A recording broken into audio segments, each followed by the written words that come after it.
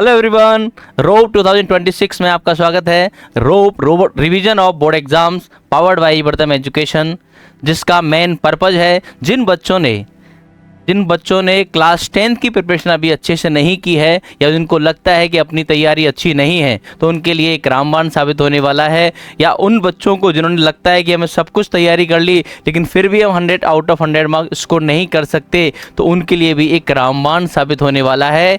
रोप 2026 जो 2026 के अंदर क्लास 10th सीबीएसई बोर्ड की एग्ज़ाम देने वाले हैं या आरबीएसई बोर्ड की एग्ज़ाम देने वाले हैं, उन बच्चों के लिए खासकर बनाया गया है।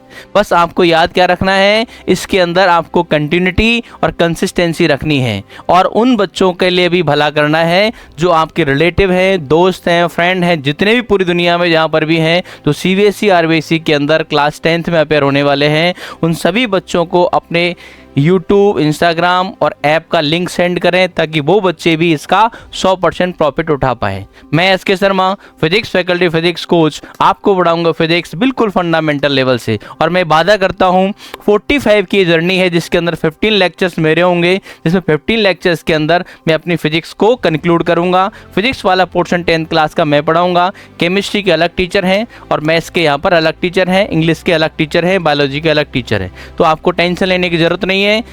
बिल्कुल 0 से 100% कॉन्सेप्ट यहाँ पे पढ़ाए जाएंगे। 45 दिन के रिवीजन के बाद में एक्चुअल में आपके एग्जाम में कैसा लिखना है, रियल एग्जाम प्रैक्टिस हम 15 दिन का यहाँ प्रैक्टिस सेशन रखेंगे जिसमें आपके टेस्ट लेंगे। वो टेस्ट आप अपने ए वर्धम एजुकेशन के ऐप से परचेज भी कर सकते हैं। ठीक है बेटे, अब आगे बढ़ते हैं। फिजिक्स वाले पोर्शन के अंदर इलेक्ट्रिसिटी हमारा यहाँ पे चल रहा था। इलेक्ट्रिसिटी का लेक्चर नंबर 1 हमने अच्छे से समझ लिया था और प्रैक्टिस प्रॉब्लम सीट जो अपनी CPP 1 थी वो भी हमने यहाँ पे सॉल्व कर ली थी। आज हम स्टार्ट करने वाले हैं लेक्चर नंबर 2। इलेक्ट्रिसिटी के लेक्चर नंबर 2 के अंदर क्या पढ़ने वाले हैं बेटे, उन टॉपिकों को समझ लेते हैं थोड़ा। इलेक्ट्रिक करंट क्या होती है, इस पर क्वेश्चन पक्का बोर्ड में पूछा जाएगा। दूसरा है इलेक्ट्रिक सर्किट्स क्या होते हैं, इनकी डेफिनेशंस और इन पर क्वेश्चंस कैसे बनते हैं वो डिटेल में यहाँ पे समझने वाले हैं। इलेक्ट्रिक सर्किट एलिमेंट क्या होते हैं, इनके सिंबल्स क्या होते हैं वो पढ़ेंगे। फिर कुछ एग्जांपल्स, फिर इसके अंदर सॉल्व करेंगे क्लास प्रैक्टिस प्रॉब्लम जो हम हमेशा करते आए हैं बेटे, CPP नंबर 2। देखें बेटे, सबसे पहला टॉपिक है इलेक्ट्रिक करंट क्या होती है। ये हम जो भी पढ़ा रहे हैं बेटे, इसको एक रफ पेपर में साथ साथ आप नोट करते चलें। शॉर्ट नोट्स बनाएं, लॉन्ग नोट्स ना बनाएं। जैसे डेफिनेशन है उसका फॉर्मूला नोट करें, जो इंपॉर्टेंट चीज़ होती है उनको नोट करते चलें, क्योंकि आपको जो भी पढ़ाएंगे ये जो PDF है आपको डिस्क्रिप्शन के अंदर आपको मिल जाएगी। ठीक है बेटे, अपने ए वर्धम ऐप पे जाएंगे, प्ले स्टोर से डाउनलोड कर सकते हैं, वहाँ से आपको कंप्लीट PDF इसकी मिल जाएंगे। जैसा यहाँ पढ़ाऊंगा वैसे की वैसे मिल जाएंगे, इससे अच्छी मिल जाएंगे। और ठीक है, इलेक्ट्रिक करंट क्या होती है, the charge passing through the cross section area of a conductor in unit time. सबने बच्चों ने पढ़ रखा होगा कि किसी भी कंडक्टर की, जैसे कंडक्टर क्या होता है बेटे, ये आपका कोई कंडक्टिंग वायर है, इसका ये कहलाता है बेटे क्रॉस सेक्शन एरिया। जो πr² दिख रहा है ये इस वायर का एरिया ऑफ क्रॉस सेक्शन कहलाता है, ये वाला, इसको बोलते हैं बेटे एरिया ऑफ क्रॉस सेक्शन। ठीक है बेटे, इस एरिया ऑफ क्रॉस सेक्शन से 1 सेकंड के अंदर या यूनिट टाइम के अंदर कितना चार्ज फ्लो करता है वो करंट की डेफिनेशन होती है। The charge passing through the cross sectional area of a conductor in unit time is called electric current. दूसरी डेफिनेशन क्या है बेटे, शॉर्ट में अगर डेफिनेशन लिखते हैं तो द रेट ऑफ फ्लो। अब रेट का मतलब तो बेटा हम 11th क्लास के अंदर सीखेंगे, या आपको सिर्फ याद करना पड़ेगा। रेट का मतलब क्या होता है, the rate of flow of electric charge is called electric current. ठीक है, ये दूसरी डेफिनेशन आपको याद रख लेनी है। अगर मान लेते हैं किसी वायर के अंदर टोटल चार्ज आपका Q फ्लो कर जाता है किसी भी क्रॉस सेक्शन एरिया से, कितने टाइम में बेटे, T टाइम के अंदर अगर फ्लो करता है, तो इलेक्ट्रिक करंट को कैसे डिफाइन करते हैं, electric current I equal to होता है चार्ज अपॉन टाइम। तो आपको एक डेफिनेशन लिखनी है बोर्ड के अंदर और उसके नीचे एक फॉर्मूला लिख देना है, I इक्वल टू होता है बेटे Q/T। ये वाला फॉर्मूला आप नोट कर सकते हैं बेटे, क्लियर है। I इसमें करंट होती है, Q आपका चार्ज होता है, T आपका टाइम होता है। अब हमने पढ़ा था कि जो Q होता है, Q इक्वल टू क्या होता है बेटे, एनी क्वांटम ऑफ चार्ज पढ़ाया था कि नहीं पढ़ाया था, Q इक्वल टू एनी होता है, तो Q को एनी से रिप्लेस कर देंगे, नया फॉर्मूला क्या बन जाएगा बेटे, I equal to n by t. अब इस फॉर्मूले को कैसे कैसे यूज कर सकते हैं, आपको चार्ज गिवन होगा, टाइम गिवन होगा, आप करंट निकाल सकते हैं। चार्ज को बेटे आपको किस में लेना है, चार्ज को कूलाम में लेना है, और टाइम को किस में लेना है, हमेशा चार्ज टाइम को सेकंड में लेना है। तो करंट किस में आएगी, ऑटोमेटिक करंट आपकी एम्पियर में आ जाती है। ये आपको जरूर ध्यान रखना है। अगर आपको नंबर ऑफ इलेक्ट्रॉन दे रखे हो तो करंट इस फॉर्मूले से निकाली जाती है, I equal to NE/T। N होते हैं नंबर ऑफ इलेक्ट्रॉन्स, E होता है इलेक्ट्रॉन का चार्ज, T आपका वही टाइम सेकंड में लेना है, करंट आपकी एम्पियर में आ जाएगी। क्लियर है बेटे, ये आपको थोड़ा सा याद रखना है। तो करंट क्या होती है, अगर एग्जाम में डेफिनेशन भी पूछी जाए इलेक्ट्रिक करंट क्या होती है, तो इसमें से कोई एक डेफिनेशन लिख देनी है आपको, उसके नीचे क्या लिखना है, एक फॉर्मूला नोट करना होता है बेटा। क्लियर है, आगे बढ़ते हैं। तो करंट समझ में आ गई। Rate of flow of electric charge क्या कहलाती है, इलेक्ट्रिक करंट कहलाती है। I इक्वल टू Q/T से इसको रिप्रेजेंट किया जाता है। क्लियर है। यूनिट्स ऑफ इलेक्ट्रिक करंट, ऐसा यूनिट होती है बेटे, आपने जैसे फॉर्मूला पढ़ा था कि I इक्वल टू कितना होता है बेटे, Q/T। तो Q की यूनिट होती है कूलाम और T की यूनिट होती है सेकंड, तो क्या हो गया, कूलाम पर सेकंड। कूलाम पर सेकंड क्या हो जाती है बेटे, करंट की ऐसा यूनिट होती है। कूलाम पर सेकंड को क्या बोला जाता है, एम्पियर बोला जाता है। क्लियर है, एम्पियर को कैपिटल A से रिप्रेजेंट करते हैं। यूनिट्स ऑफ स्मॉल करंट, अब एम्पियर एक बड़ी करंट होती है, तो छोटी छोटी करंटों को मेजर करने के लिए कुछ स्मॉल यूनिट्स भी हम यहाँ पर यूज करते हैं। जैसे लिखा हुआ है पहले नंबर पे क्या है बेटे, 1 मिली एम्पियर, MA लिखा हुआ है, तो मिली एम्पियर का मतलब होता है 10⁻³ एम्पियर। दूसरे नंबर पे लगा हुआ है माइक्रो एम्पियर, ये म्यू लिखा हुआ है बेटे, तो 1 माइक्रो एम्पियर का मतलब क्या होता है, 10⁻⁶ एम्पियर। ये छोटी छोटी करंट को मेजर करने की यूनिट्स होती हैं। तीसरा है 1 नैनो एम्पियर। आपसे यही पूछ सकता है कि चारों की वैल्यू दे देगा, बताइए इनका इंक्रीजिंग डिक्रीजिंग ऑर्डर लिखिए। Milli ampere, micro ampere, nano ampere और पिको एम्पियर का इंक्रीजिंग ऑर्डर लिखिए। तो आपको सिंपल ऑर्डर याद रखना है। 1 नैनो एम्पियर का क्या मतलब होता है बेटे, नैनो एम्पियर का मतलब होता है 10⁻⁹ एम्पियर। 1 पिको, P4 होता है बेटा पिको एम्पियर, 1 पिको एम्पियर का मतलब होता है 10⁻⁻12 एम्पियर। क्लियर है, ये आपको याद रखना है। ये यूनिट्स आपकी याद होती है। अगर ऐसा यूनिट पूछी जाए तो एम्पियर है। छोटी स्मॉल करंट की ज़्यादातर यूज होती है, तो milli ampere, micro ampere, nano ampere और पिको एम्पियर हम यहाँ पर यूज कर सकते हैं। ठीक, अब आते हैं electric current is a scalar quantity. मैंने कई बार आपको पढ़ा रखा है, स्केलर क्वांटिटी क्या होती है बेटे, जिनके पास ओनली मैग्नीट्यूड होता है। अब मैग्नीट्यूड क्या होता है, मान लेते हैं आपकी करंट कितनी दे रखी है, I इक्वल टू 5 एम्पियर है। ये 5 होता है न्यूमेरिकल वैल्यू, ये इसका मैग्नीट्यूड कहलाता है, और ये जो एम्पियर है इसकी यूनिट कहलाती है। यहाँ हम डायरेक्शन को इंडिकेट नहीं करते हैं।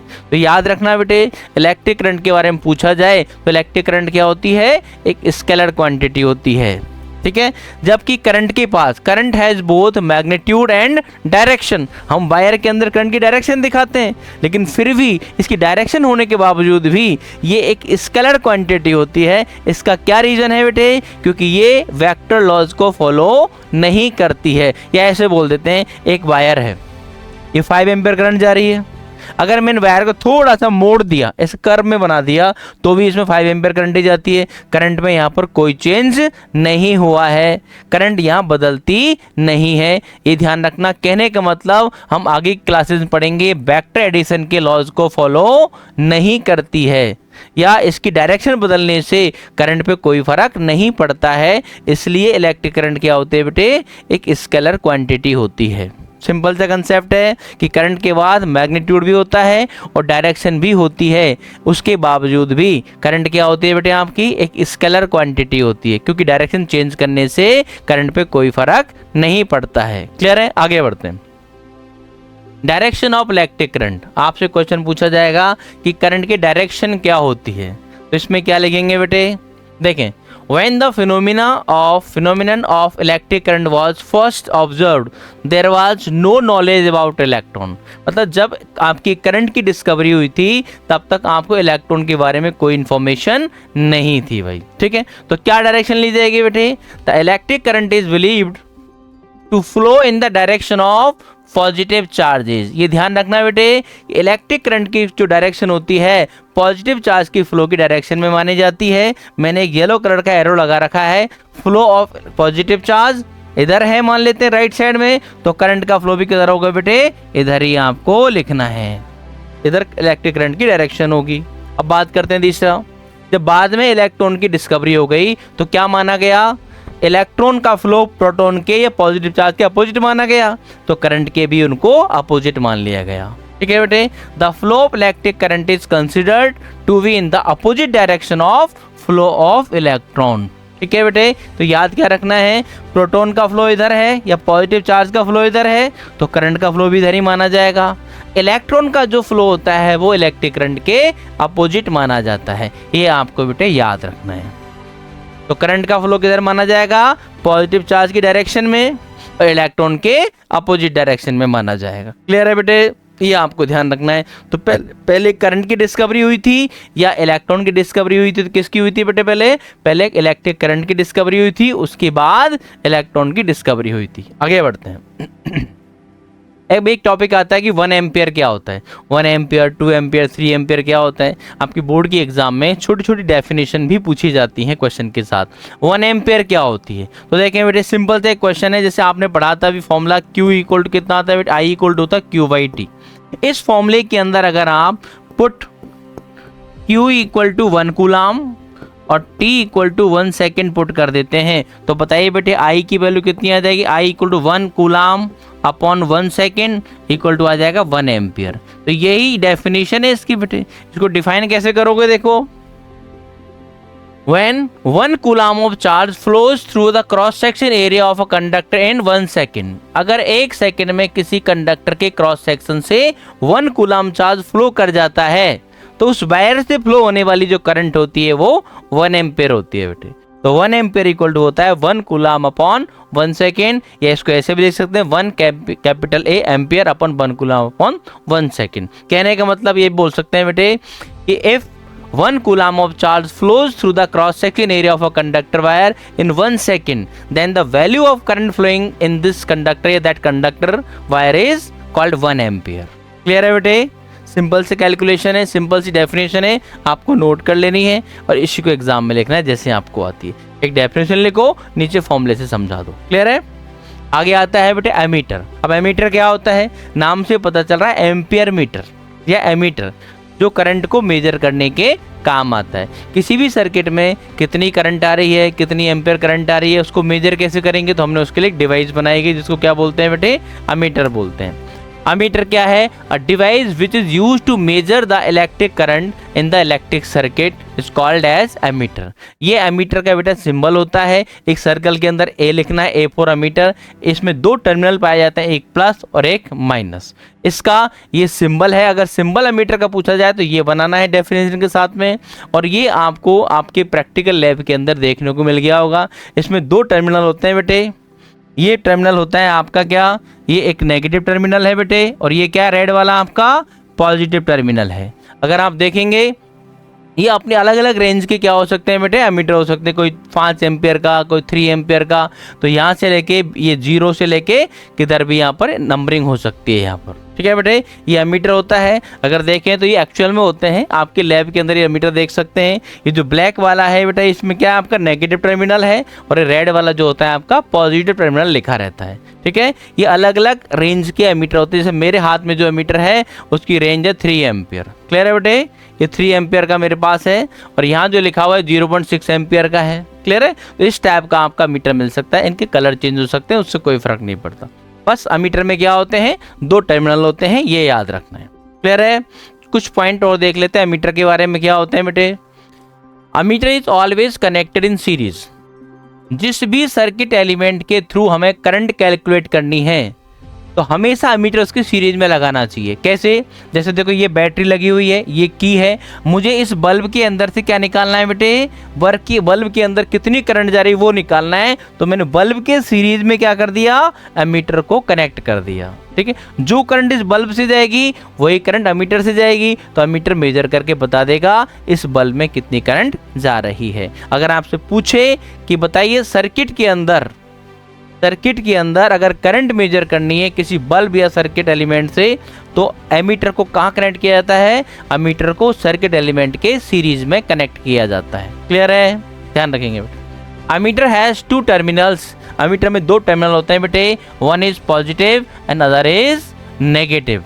हमेशा याद रखना बैटरी के प्लस टर्मिनल से, ये बैटरी का बेटे प्लस टर्मिनल है और ये बैटरी का माइनस टर्मिनल है, यहाँ एमीटर का प्लस टर्मिनल है और ये एमीटर का नेगेटिव टर्मिनल है। ये कंफर्म रूल है बेटे, ये ध्यान रखना, इसका वायलेशन नहीं करना है।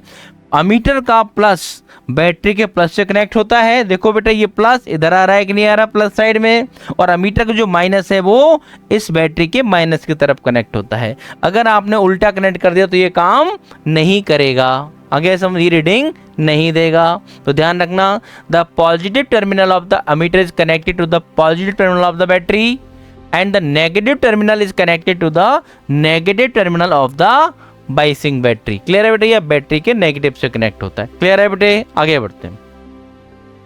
The resistance of the ammeter is very small, ये भी याद रखना है कि एक जो एमीटर लेते हैं, अपना जो आइडियल एमीटर होता है उसका रेजिस्टेंस बहुत कम होना चाहिए बेटे। कैसे? The resistance of the ammeter is very small. क्यों लेते हैं बेटे? अब इसका कुछ न कुछ रेजिस्टेंस होता है बल्ब का, अब आपने एमीटर का भी कोई हाई रेजिस्टेंस ले लिया तो इसमें क्या होगा, सर्किट के अंदर जो टोटल करंट है उसका मान, उसकी वैल्यू डिक्रीज हो जाती है, तो आपको एक करेक्ट रीडिंग नहीं देगा। तो जितना कम हो सके उतना हम यहाँ पर रेजिस्टेंस इसका कंसीडर करते हैं, मिनिमम लेके चलते हैं, वेरी स्मॉल इसका रेजिस्टेंस कंसीडर किया जाता है। The resistance of the ammeter is very small so that it does not affect the value of current in the circuit। ये सर्किट की करंट को अफेक्ट नहीं कर पाए बेटे, ये आपको ध्यान रखना है। The resistance of an ideal ammeter, अब आइडियल एमीटर क्या होता है बेटे? एक ऐसा एमीटर जिसका रेजिस्टेंस जो होता है, इंटरनल रेजिस्टेंस कितना हो बेटे? 0 माना जाता है। तो एग्जाम में पूछा जा सकता है आइडियल एमीटर का रेजिस्टेंस कितना होता है बेटे? आइडियल एमीटर का रेजिस्टेंस 0 लिया जाता है। क्लियर है बेटे, आगे बढ़ते हैं। एक एग्जाम्पल दे रखा है बेटे, यहाँ देखें, एमीटर के एक क्वेश्चन है, in which of the following circuit will the ammeter show deflection. इनमें से जो एमीटर लगा रखा है 4 ऑप्शंस हैं, कौन सा एमीटर डिफ्लेक्शन देगा, मतलब रीडिंग देगा और कौन सा रीडिंग नहीं देगा। हमें क्या करना है, सीखते समय जब भी हम कोई भी कंसेप्ट को सीखते हैं तो कोई भी ऑप्शन क्यों गलत है ये आंसर देना है, और बाकी के 3 ऑप्शन एक क्यों सही है उसका रीजन बताना है, और बाकी के 3 अगर गलत हैं तो क्यों गलत हैं वो भी हमें समझना है बेटे। क्लियर है? ये जरूरी नहीं है कि as it is question exam में आ जाए, थोड़ा चेंज होके भी ये आ सकता है। क्लियर है बेटे?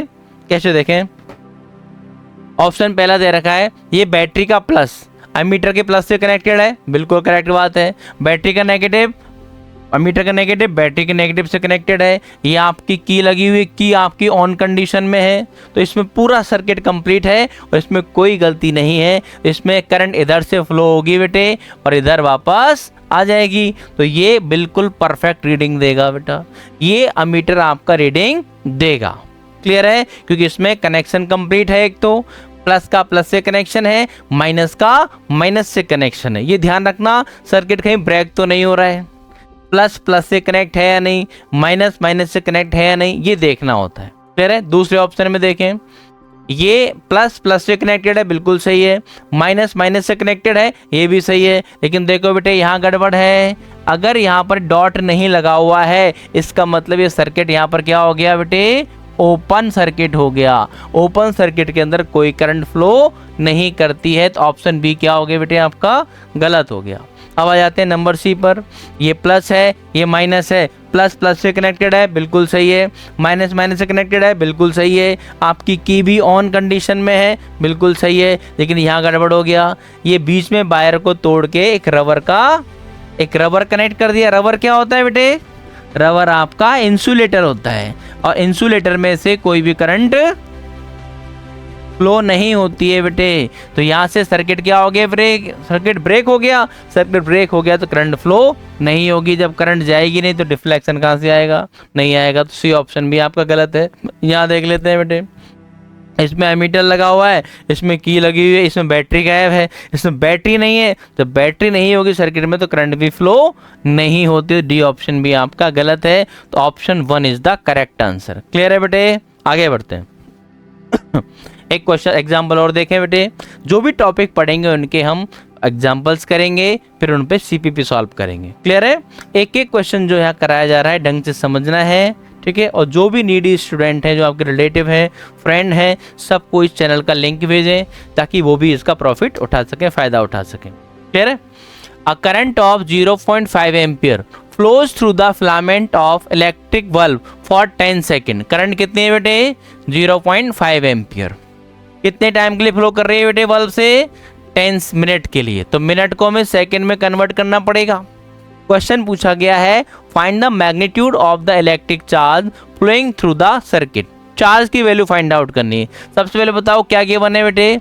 We know that I equal to कितना दे रखा है बेटे? 0.5 एम्पियर दे रखा है। टाइम कितना दे रखा है बेटे? 10 मिनट। 10 मिनट को सेकेंड में कन्वर्ट कर लें क्या? 10 इंटू 60, तो 10 इंटू 60 सेकेंड, तो आंसर आ गया बेटे कितना? 600 सेकेंड आ गया। हमें क्या निकालना है बेटे?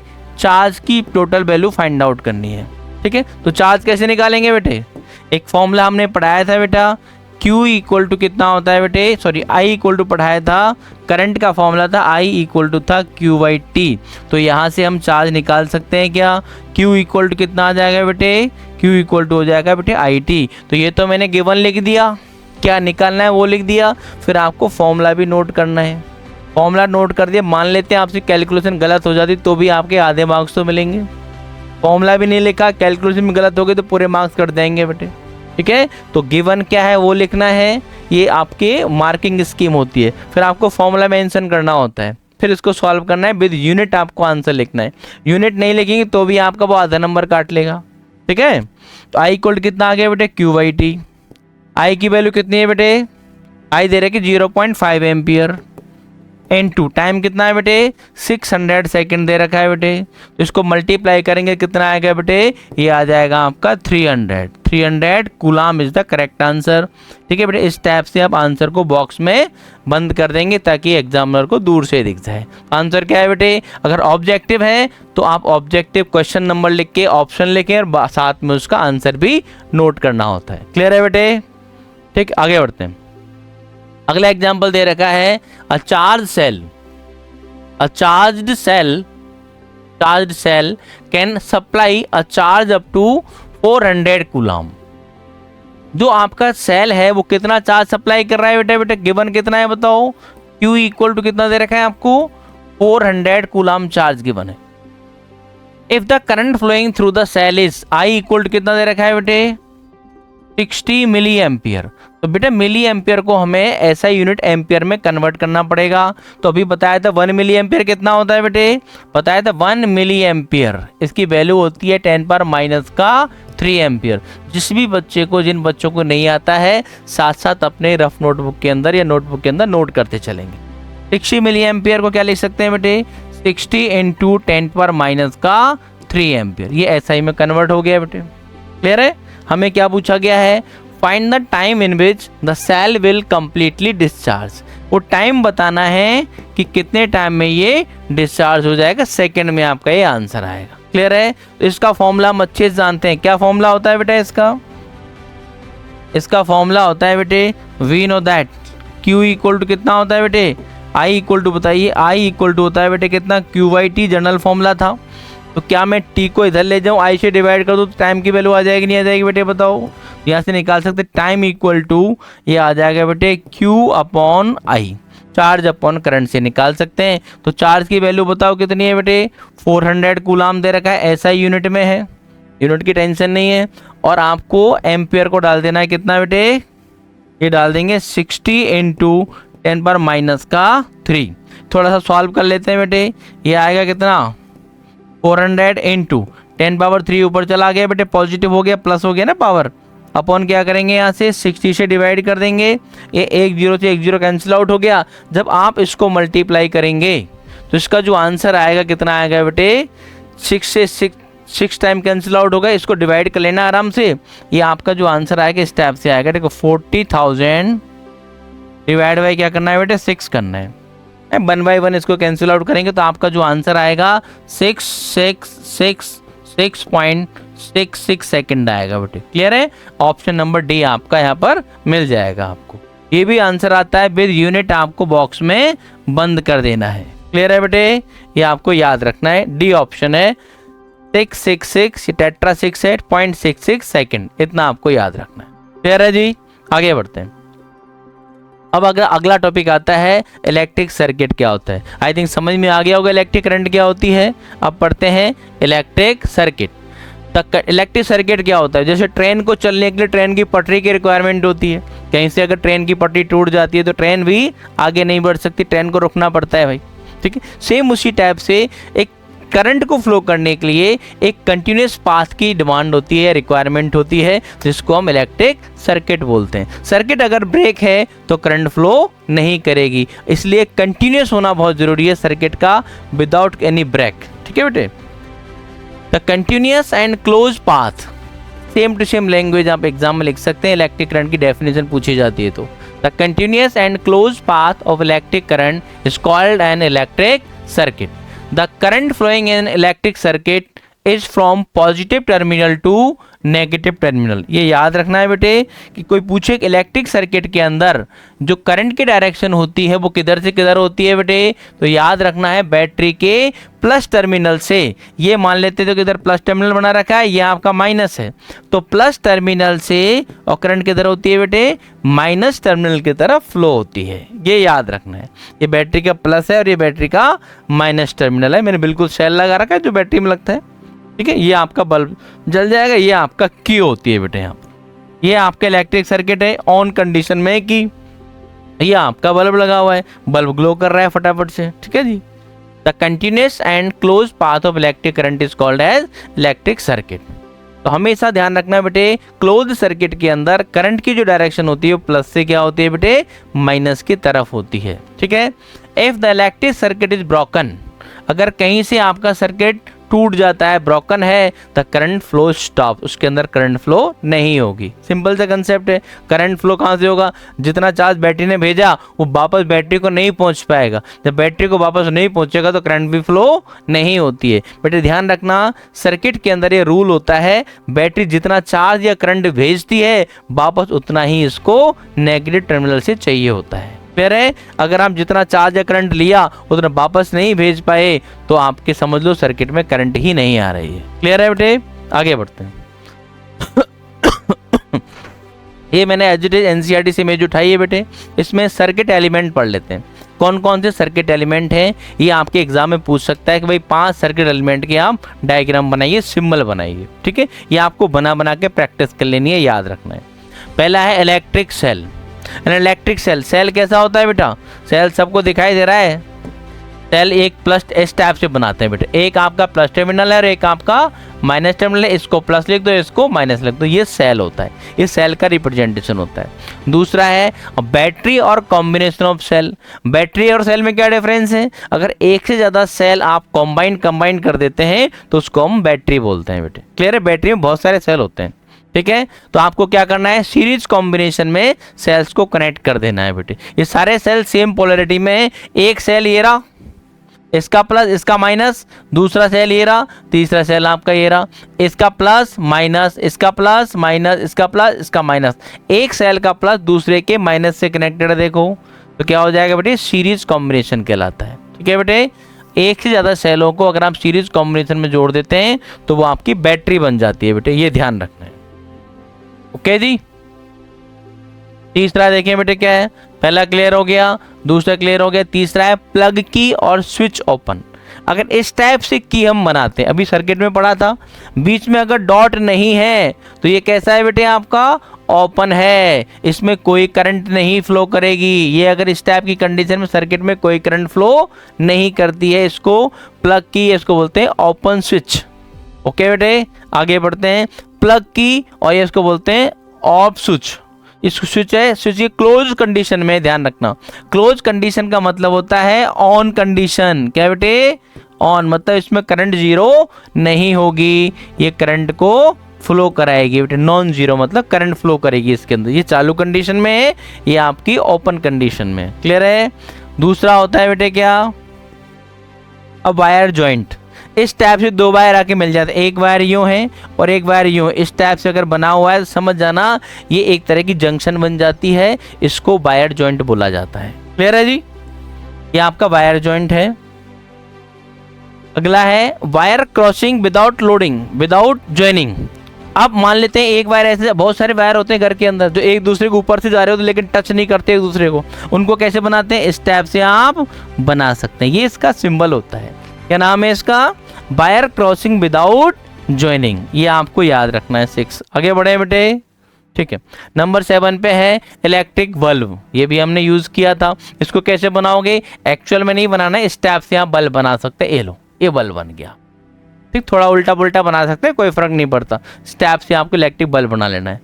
अगला आता है बेटे रजिस्टर और रजिस्टर ऑफ रेजिस्टेंस आर। एक रेजिस्टेंस बनाना है इस टाइप से। ये कैसे बनता है, इस टाइप से पकड़ें और ये ऐसे कर दो, ये आपका रेजिस्टेंस होता है। इसकी वैल्यू होती है बेटे आर। क्लियर है, ये फिक्स रेजिस्टेंस होता है, इसको बोलते हैं कांस्टेंट रेजिस्टेंस, ध्यान रखना। चौथा है, ये तो फिक्स रेजिस्टेंस होता है, जैसे मान लो 10 ओम लिख दिया मैंने, तो 10 ओम कभी बदलेगा नहीं, ध्यान रखना। ये 10 ओम कांस्टेंट रेजिस्टेंस का सिंबल होता है। नंबर 9 पे आता है वेरिएबल रजिस्टर और रियोस्टेट। अब ये क्या होता है भाई, अब रियोस्टेट के बारे में आगे पढ़ेंगे। एक ऐसी डिवाइस होती है जो सर्किट में कोई भी कनेक्शन एक्स्ट्रा नहीं करना है। सर्किट में अगर हम रेजिस्टेंस को चेंज किए बिना, वोल्टेज को चेंज किए बिना करंट को चेंज करना चाहते हैं तो एक डिवाइस यूज में आती है, इसको बोलते हैं वेरिएबल रजिस्टर या इसको बोलते हैं रियोस्टेट। ये कैसा होता है भाई, ये देखो मेरे पास रखा हुआ है, आपकी फिजिक्स की प्रैक्टिकल की लैब के अंदर भी आपको रियोस्टेट मिल जाता है। ये रियोस्टेट होता है, देखो इस टाइप का। अब सिंबल इसका अलग है लेकिन देखने में ये आपकी प्रैक्टिकल लैब के अंदर मिल जाएगा आपको। जैसे फिजिक्स की लैब में जाएंगे आप, अगर 10th की लैब नहीं तो 12th क्लास की तो लैब होती है, वहाँ आप इस रियोस्टेट को एक्चुअल में देख सकते हैं। इसको बोलते हैं बेटे वेरिएबल रजिस्टर। इसमें क्या होता है, वायर लगा होता है बेटे, जितना लंबा वायर होगा उतना ज़्यादा रजिस्टेंस यूज होता है इसके अंदर। क्लियर है बेटे, आगे बढ़ते हैं। ये क्या करना है, एक स्टेप से रेजिस्टेंस बना के एरो लगा देते हैं। यहाँ पर स्टेप से एरो लगा सकते हैं, इस टाइप से बनाइए, या तो आप एरो यूं लगा दो या फिर क्या कर सकते हैं बेटे, हम इस टाइप से एरो भी लगा सकते हैं। यूं लगा दो, यूं लगा दो, कोई फर्क नहीं पड़ता। ये आपके इसके सिंबल्स होते हैं। क्लियर है बेटे, ये ध्यान रखें। आगे देखें, आगे है अपना एमीटर। एमीटर का तो हम अभी समझ चुके हैं। सर्कल के अंदर गोला लगाना है इस टाइप से, ये बनाओ, एक सर्कल बनाना है, ए लिख देना है और यहाँ प्लस माइनस लिख देना है। ये एमीटर का सिंबल हो गया। वोल्ट मीटर का सिंबल क्या होता है, देखने में एक जैसे लगते हैं, एक पे ए लिखा होता है, एक में वी लिखा होता है, बस। क्लियर है, ठीक है बेटे, दोनों देखने में क्या होते हैं, एक जैसे होते हैं। देखे मैं दिखा देता हूँ आपको देखने में तो गैल्वेनोमीटर भी एक जैसा ही होता है। ये आपका वोल्ट मीटर है और ये आपका एमीटर है, दोनों देखने में एक जैसे हैं। बस इसमें क्या लिखा हुआ है बेटे, एमीटर लिखा, ए लिखा हुआ है, इसमें वोल्ट मीटर लिखा हुआ है। इसमें वोल्टेज की रीडिंग देखते हैं हम, इसमें मीटर की रीडिंग देते हैं। दोनों में प्लस माइनस 2 टर्मिनल्स होते हैं। इसको अगले टॉपिक के अंदर, अगले लेक्चर में वोल्ट मीटर को पढ़ेंगे, क्या होता है, क्या काम करता है। ठीक है बेटे, अब वोल्ट मीटर कैसे बनाते हैं, वोल्ट मीटर किसी भी सर्किट एलिमेंट के अक्रॉस वोल्टेज मेजर करने का काम होता है। ये हमेशा पैरेलल में यूज होता है, आगे पढ़ेंगे इसको। ठीक है, इसको कैसे बनाओगे, वही सर्कल बनाना है, यहाँ वी लिख देना है, यहाँ प्लस और ये माइनस। इसमें भी अमीटर की तरह 2 टर्मिनल होते हैं, एक प्लस और एक माइनस। इसका प्लस भी बैटरी के प्लस से कनेक्टेड रहता है और इसका माइनस बैटरी के माइनस से कनेक्टेड रहता है। ये इनके सिंबल्स होते हैं। क्लियर है बेटे, एक और पढ़ेंगे गैल्वेनोमीटर, जो आगे आएगा वहां पे समझ लेंगे इसके अंदर। ठीक है बेटे, गैल्वेनोमीटर चलो यहीं समझ लो आप। एक होता है अपना गैल्वेनोमीटर, गैल्वेनोमीटर। ये क्या काम करता है, ये किसी भी सर्किट के अंदर करंट है या नहीं उसका पता करता है और ये एक्चुअल में प्रॉपर्ली मेजर नहीं कर पाता है क्योंकि गैल्वेनोमीटर का रेजिस्टेंस बहुत ज़्यादा हाई होता है। तो ये क्या करते हैं, galvanometer is a device which is used to detect the presence of electric current in the circuit. इस सर्किट में करंट है या नहीं उसका पता करता है बस। मेजर कौन करता है, मेजर तो अमीटर करता है। गैल्वेनोमीटर क्यों नहीं करता, कि गैल्वेनोमीटर का रेजिस्टेंस बहुत ज़्यादा होता है बेटा। बहुत ज़्यादा हाई रेजिस्टेंस होने की वजह से ये हीटिंग इफेक्ट की वजह से जल जाती है इसकी कॉइल, इसलिए अच्छे से मेजर नहीं कराया जाता, नहीं कर सकता, या इससे हम करंट को मेजर नहीं करते हैं। इसका सिंबल क्या होता होगा बेटे, इसमें भी गोला लगा होता है, बस यहाँ पे कैपिटल G लगा होता है। बस ध्यान रखना इसमें 2 टर्मिनल होते हैं, लेकिन कौन सा प्लस है कौन सा माइनस है उससे कोई फर्क नहीं पड़ता है। क्लियर है बेटे, इसमें प्लस माइनस फिक्स नहीं होते। आप बैटरी को बैटरी का प्लस किधर भी जोड़ दो, बैटरी का माइनस किधर भी जोड़ दो, कोई फर्क नहीं पड़ता। प्लस माइनस का ध्यान रखना पड़ता है। एमीटर और वोल्टमीटर के अंदर, गैल्वेनोमीटर के अंदर प्लस माइनस फिक्स नहीं होते हैं। देखो देखने में भी तो ये भी ऐसा ही होता है। ये आपका है बेटे गैल्वेनोमीटर, ये तो गैल्वेनोमीटर लिखा हुआ है। ये आपका क्या है बेटे, अमीटर है। देखो तीनों एक जैसे लगते हैं देखने में, बस इसमें प्लस माइनस फिक्स नहीं होते हैं। ये आपका वोल्टमीटर, तीनों देखने में एक जैसे लग रहे हैं। ठीक है बेटे, तो सावधानी से इनके सिंबल्स बनाने। क्या जी, आगे बढ़ते हैं। अब आते हैं बेटे, ये जो भी हमने टॉपिक कवर किए हैं उन पे एक हम class practice problem solve CPP number 2 solve कर लेते हैं। जितने लेक्चर होंगे उतने ही लगभग आपकी CPP यहाँ पे हम कवर करेंगे। क्लियर है। CPP का क्वेश्चन नंबर पहला है, draw a circuit diagram using electric bulb, cell, resistance, ammeter, voltmeter and key. जो भी मैंने अभी यहाँ पे आपको सर्किट एलिमेंट बताए थे उनमें से आपको कोई भी 5, 6 या 10 जो भी सर्किट एलिमेंट दे देगा और बोलेगा इनको यूज करके आप एक सर्किट डायग्राम बनाइए भाई। ठीक है जी, चलो बनाते हैं। किन किन चीज़ों से सर्किट डायग्राम बनाना है बेटा, एक तो आपको इलेक्ट्रिक बल्ब लेना है भाई, ठीक है ले लेंगे। एक सेल लेना है, सेल और बैटरी में डिफरेंस है, सेल यूज करना है बैटरी यूज नहीं करनी। रेजिस्टेंस यूज करना है बेटे, एमीटर को यूज करना है, वोल्टमीटर को यूज करना है और एक की को यूज करना है। क्लियर है जी, देखें बनाते हैं बेटे।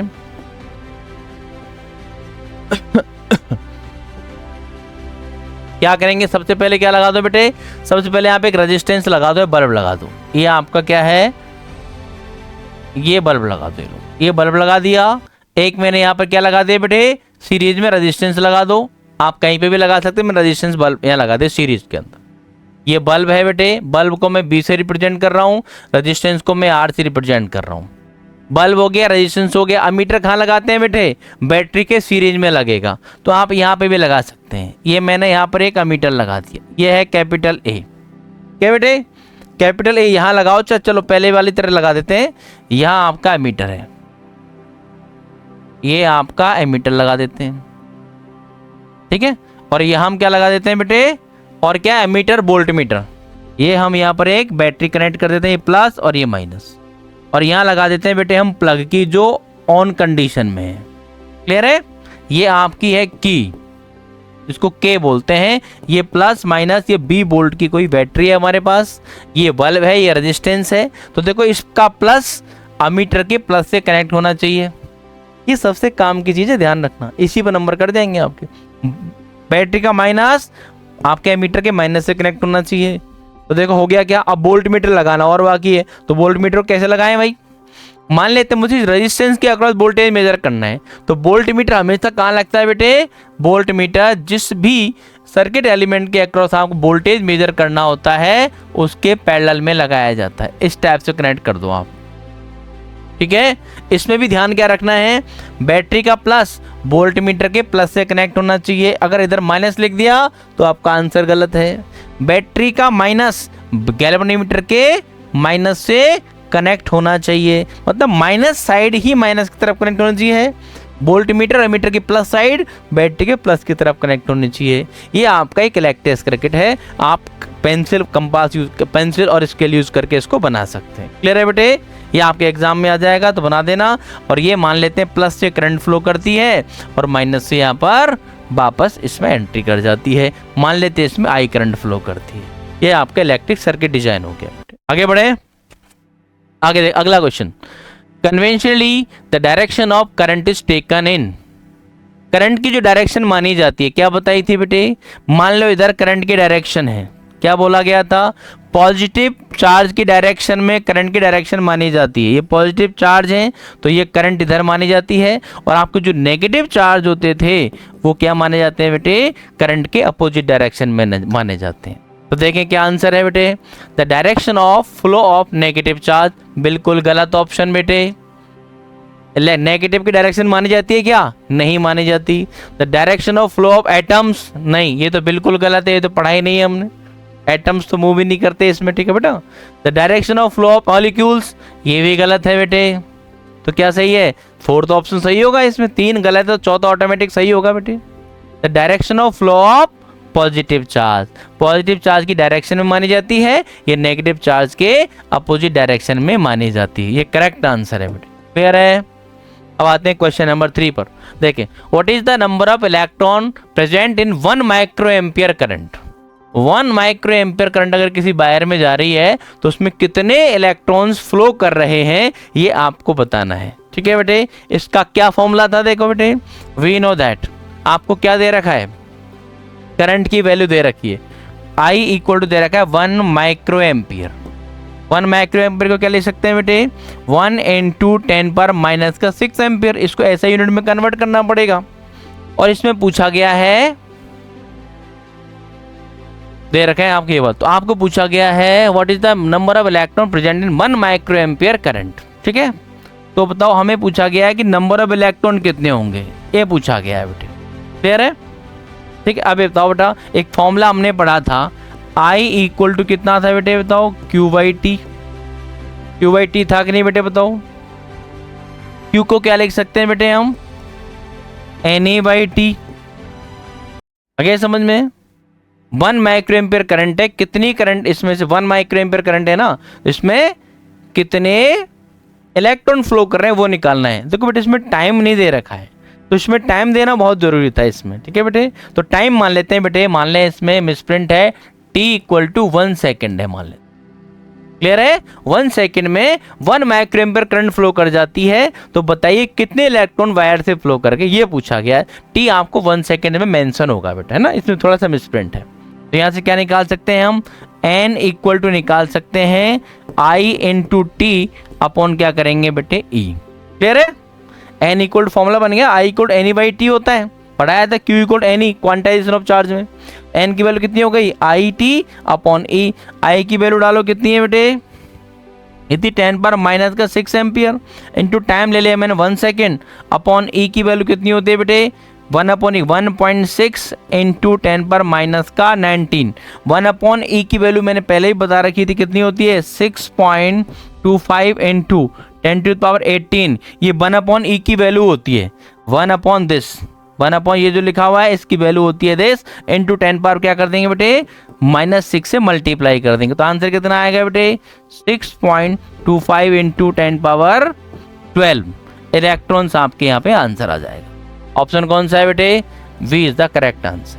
क्लियर है यहाँ तक, ये याद रखना है। इसमें एक छोटा सा मिसप्रिंट है, अब अगर नंबर ऑफ इलेक्ट्रॉन निकालने करंट दे रखी है तो टाइम भी देना बहुत जरूरी होता है भाई, ठीक है। टाइम मैंने 1 सेकंड ले लिया, ये 2 सेकंड 3 सेकंड कुछ भी दे देगा, वो जो वैल्यू देगा वो हम लिख लेंगे। इस क्वेश्चन के अकॉर्डिंग इसमें 1 सेकंड देना जरूरी था, तब ऑप्शन मैच करेगा। क्लियर है बेटे,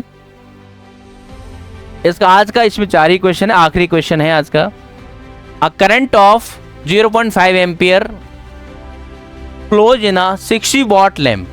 इसमें वॉट की क्या दे रखी है बेटे, पावर दे रखी है। ये वॉट में क्या होती है बेटे, इलेक्ट्रिक पावर की यूनिट होती है। करंट आपको गिवन है 0.5 ampere. Then the total charge flowing through in it 2 hours, in 2 hours, 2 घंटे के अंदर इसमें कितना चार्ज फ्लो करेगा वो पूछा गया है। तो बेटे बताओ गिवन क्या है, आपको गिवन क्या है, आपको दे रखा है करंट I इक्वल टू दे रखा है बेटे, करंट की वैल्यू दे रखी है कितनी, 0.5 एम्पियर, और आपको टाइम की वैल्यू दे रखी है 2 आवर्स। 2 आवर्स को क्या बोल सकते हैं बेटे, 2 into 60 minute, 2 into 60 minute, minute हो गया इंटू 60, ऐसा यूनिट में यूज करेंगे बेटे। 60 से और मल्टीप्लाई कर दो, कितना आ गया बेटे, ये आ गया आपका 7200, 7200 सेकेंड आ गया बेटे। क्लियर है, 36 इंटू 2 7200 सेकेंड आ जाएगा। तो बस अपना फॉर्मूला लगाना है बेटा, we know that I equal to होता है बेटा कितना, Q/T। तो हम यहाँ से Q निकाल सकते हैं क्या, imply that Q equal to होता है बेटे कितना, I इंटू T। I की वैल्यू डालो बेटा, कितनी है, I दे रखी है आपको 0.5 इंटू 0.5 इंटू टाइम कितना है बेटे, टाइम दे रखा है आपको 7200 सेकेंड, इसको मल्टीप्लाई कर लो, आपका आंसर आ जाएगा बेटे। आराम से घर जाके मल्टीप्लाई कर सकते हैं, इसको ऐसे याद कर लो 5 इंटू 720। आप इसको जब मल्टीप्लाई करेंगे तो आपका आंसर आ जाएगा बेटे 3600 सेकेंड, 3600 कूलाम आ जाएगा बेटे। 36400 कूलाम का आपका आंसर आ जाएगा। क्लियर है? आराम से घर जाके कर लेंगे, आपका ऑप्शन डी मैच कर जाए। क्लियर है? आज इसमें 4 ही क्वेश्चन है बेटे, 4 या 5 क्वेश्चन आपको मिलेंगे। ठीक है, तो ये आपका लेक्चर 2 कंप्लीट हुआ है। अगली क्लास के अंदर लेक्चर नंबर 3 करेंगे, जिसमें इलेक्ट्रिक पोटेंशियल के बारे में पढ़ेंगे। ठीक है, तो आपको याद रखना है, इस लेक्चर को साथ साथ पढ़ेंगे, कंटिन्यूटी रखेंगे, कंसिस्टेंसी रखेंगे, और जो भी आपके फ्रेंड या फैमिली फ्रेंड हैं, फैमिली है, दोस्त है, दोस्तों के दोस्त हैं, ठीक है, सबको ये शेयर करें, अपना लिंक शेयर करें, ताकि वो भी रोप 2026 का फ़ायदा उठा पाएँ और आपको दुआएं दें। Thank you so much.